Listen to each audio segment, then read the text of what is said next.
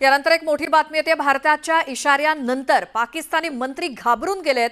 पाकिस्तानला रेल्वे मंत्र्यांकडून अणुबॉम्बची धमकी देण्यात आली आहे आणि दोन्ही देशांमध्ये आण्विक युद्ध होण्याची शक्यता मात्र कमी आहे असं म्हणत संरक्षण मंत्री आसिफ ख्वाजा यांनी मात्र रेल्वे मंत्र्यांच्या वक्तव्यातली हवाच काढून टाकली आहे। एक मोठी बातमी, भारताच्या इशाऱ्यानंतर पाकिस्तानी मंत्री घाबरून गेलेत आणि पाकिस्तानच्या रेल्वे मंत्र्यांकडून अणुबॉम्बची धमकी देण्यात आली आहे।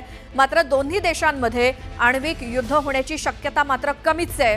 संरक्षण मंत्री आसिफ ख्वाजा यांनी मात्र रेल्वे मंत्र्यांच्या वक्तव्यामधली हवाच काढून टाकली आहे।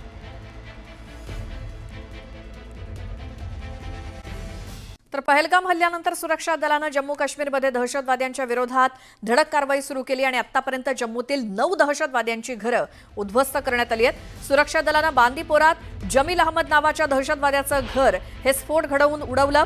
याआधी तर शोपियानमध्ये अदनान शफीचं घर जमीनदोस्त करण्यात आलं। अदनान शफी हा वर्षभरापूर्वी लष्कर-ए-तोयबा या दहशतवादी संघटनेत सामील झालेला होता। तर कुपवाडामध्ये फारूक अहमदचं घर सुद्धा बॉम्बने उद्ध्वस्त करण्यात आलं।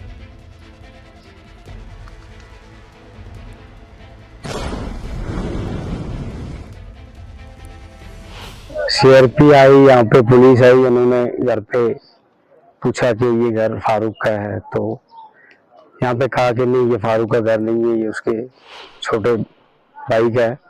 तो फिर सबको निकाल दिया, किसी को उस इलाके में नहीं रहने दिया, पूरा कॉर्डन था एरिया। उसके बाद ब्लास्ट किया। ये घर मेरे फादर ने बनाया था 2006-07 में, जबकि वो 90 में गए थे, और घर बनाया था 5-6 में। तो उसका इस घर में कोई भी नहीं, कुछ भी नहीं था।